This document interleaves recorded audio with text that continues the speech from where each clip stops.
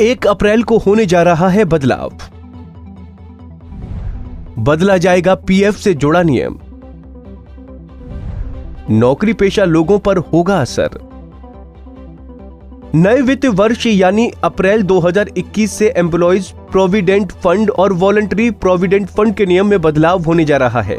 अगर आप भी नौकरी पेशा हैं और कंपनी आपका पीएफ काटती है या आप खुद अपनी मर्जी से अपना पीएफ कटवाते हैं तो इन बदलावों का असर आपको देखने को मिलेगा।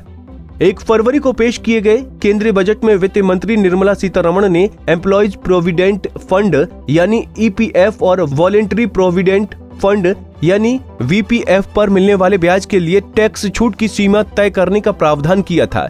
निवेशकों के लिए ये नया नियम किसी झटके से कम नहीं है।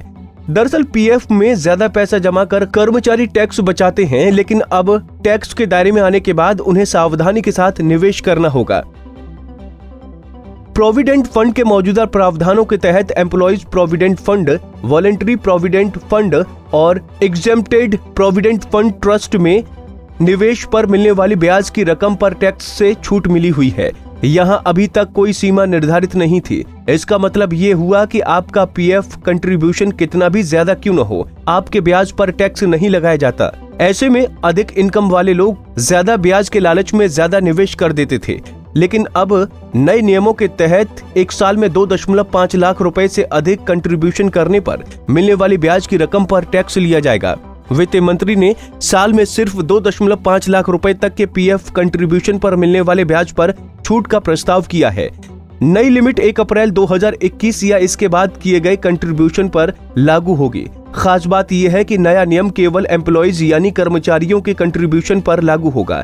एम्प्लॉयर यानी कंपनी की कंट्रीब्यूशन पर लागू नहीं होगा। बजट के इस नए प्रावधान का सीधा असर हाई इनकम सैलरी वाले लोगों पर पड़ेगा, जो कि टैक्स मुक्त ब्याज हासिल करने के लिए वॉलंटरी प्रोविडेंट फंड में निवेश कर रहे हैं।